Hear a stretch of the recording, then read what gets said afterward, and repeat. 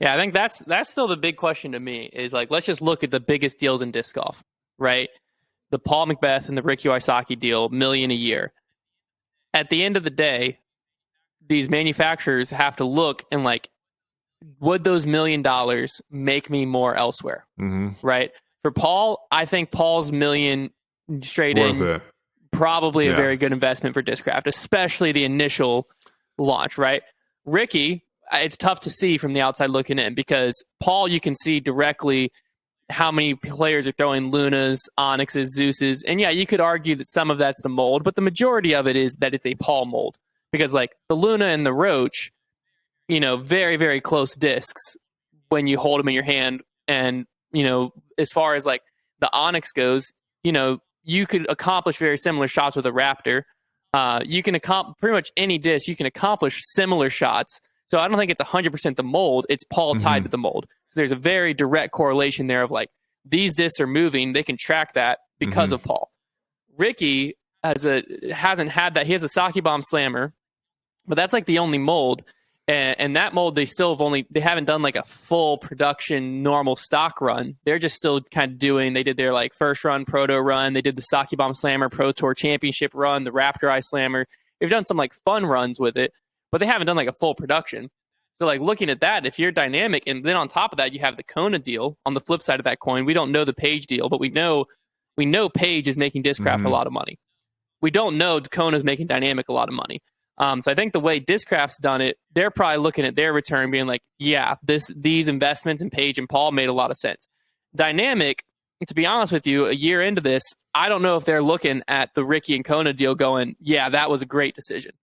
And so now other companies looking from the outside in, they all talk to each other.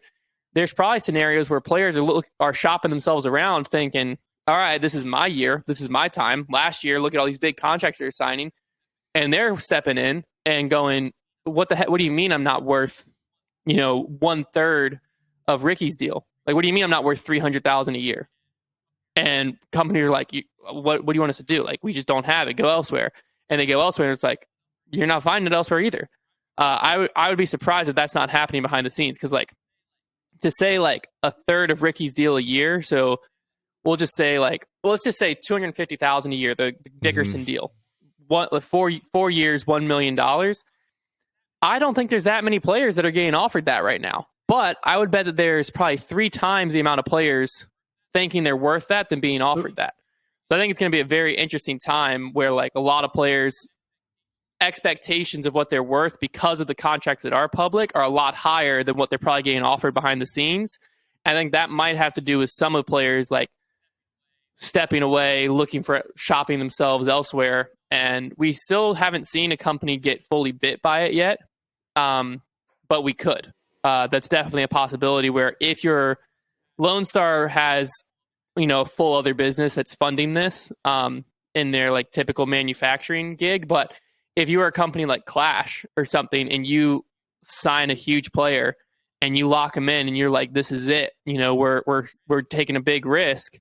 There's a real world where a year into that big risk, you're done. You're out of business because you just can't afford it. And as things get more competitive, I think manufacturers can't do the same old like they used to, right? Where it's like, well, we're just going to sign this player. They're going to throw our disc and have our name plastered all over them.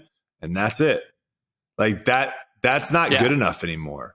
You have to find creative ways of creating content, of marketing them, of doing things that excite people to want to throw the disc that they're throwing. And it can't just be all on the now, some players, sure, you can have, you can do the Lone Star method of where, we've joked about this before, of where like you sign all these, pretty much anyone that wants to have a sponsorship of Lone Star. 600 Yeah. plus players to the You Ranger sign team. you sign all these people and they all have to throw Lone Star and you don't really do anything for them other than just give them, I don't know, what would they end up getting, like a couple discs and then a discount or something? Or Well, yeah, and it was a very because similar. Trevor Like just had an I was interview on, with him, right? yeah. From what I understand, they basically got a discount, but you have to fill your bag. So you get like 4 discs, but you got to buy the other 21 discs if you want it in your bag. They made a killing off their Ranger team. Regardless of if their Ranger team markets for them or not. It's an extremely smart idea.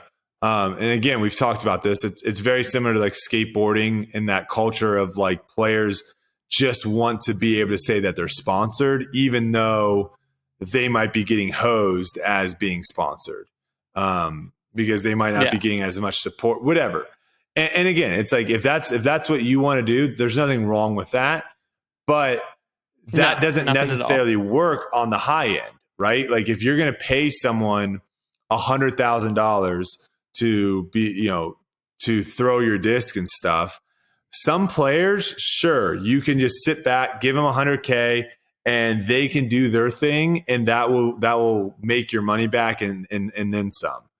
Other players, with just how coverage is working, with just how disc golf media works and all that stuff, other players, like that doesn't work. If you don't have any sort of plan to make that player a bigger name, to put them in spots to where they have fan interaction, like if you don't have any of that and you're just like, we're just banking on them making lead cards, we're banking on them winning tournaments, we're banking on them doing all these things, and they're not, and you might be in a world of hurt. And so I think this is where, certain team, certain of these manufacturing and stuff, like I think we are going to see some different styles in how they operate with their teams moving forward over the next couple of years, because you can't just sign someone for a 4-year, $250,000 deal. Like, let's just say this. The difference between a Kona deal and a Kristin Tattar deal, same amount of money, right? I would say that Dynamic has probably been Dynamic has definitely done more with Kona than Latitude has done with Kristin. From what I've seen on social media and content and all that stuff, the only time I really ever see Kristin and Latitude connected is when she wins, which she did a lot. So like that worked because you were able just to pick someone that won a lot, so you didn't really have to do much. So you kind of hit the jackpot, the lottery in that sense. I know Kona has gotten a lot of crap for her performance and stuff like that, but if Dynamic was able to find creative ways to continue to get her talked about in a good spotlight, to get her in front of people in a good spotlight, to like kind of have these different content pieces around her, they could make that deal just as worthwhile. Like they could bring the value up at least, versus if you go the Kristin Tattar route where it's like, well, we're just going to sit back and wait for her to win, and then we'll make a post about that. Like that only works if the player is performing well, if they win. And so we'll see how it works. Like Innova, they have like, again, they've kind of hit the jackpot in the sense of like, they have their big players being Calvin, who is in the mix a lot. They have Big Germ and Nate Sexton, who have Jomez. So they know like those guys are going to do it themselves. So they can sit back and kind of be like, we're going to be fine. But we'll see. Well, I think a big thing, because you said it earlier, disc golf is still so small.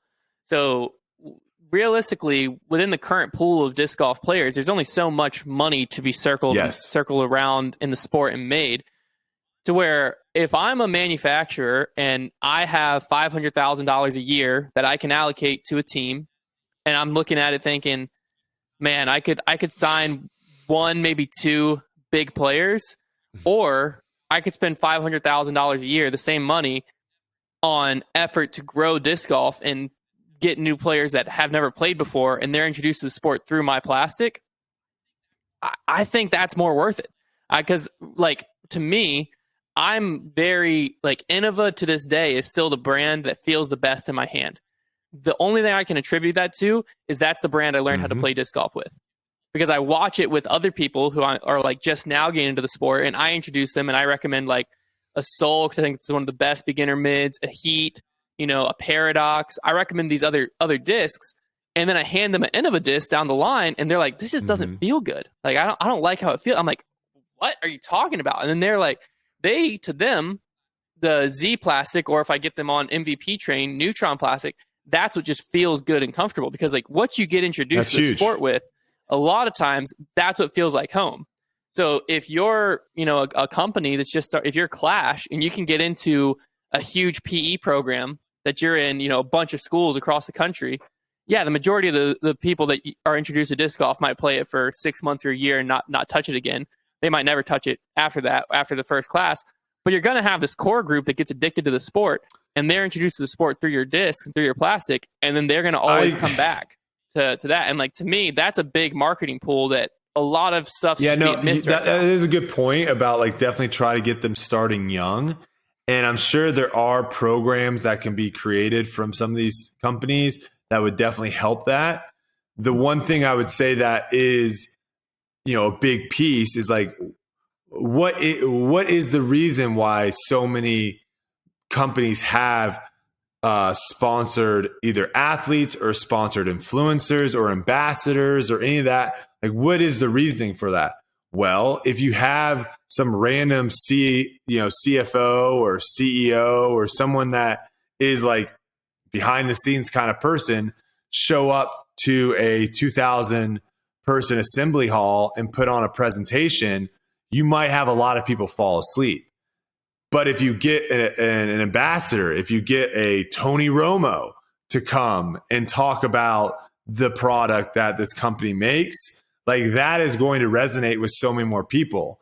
And I do have to, but is it, how much of it is because everyone would know who Tony Romo is? Well, my point being, like, taking what you said with like the gym, like getting it in gyms and stuff. Mm-hmm. If you're a kid and you have your gym teacher be like, hey, I'm going to teach you guys a new sport today, right? And they are terrible at it. Yeah. Because they're not very good at disc golf. They can't teach it. They can't throw, whatever. You're going to be less likely continuing that on. Versus if you had a professional that was good come in with the coach or with the PE teacher and was like, the PE teacher was like, hey guys, you guys are going to learn a new sport today. It's called disc golf. This is one of the best players in the world. They're going to teach you. And then that person showcases all the cool things you can do with a Frisbee. Those kids are going to be more likely to, they've seen what is possible. They're going to be more likely to try to attain that and do that. And it's the same thing as growing up. Like, we all had our sports idols growing up that we would watch on TV.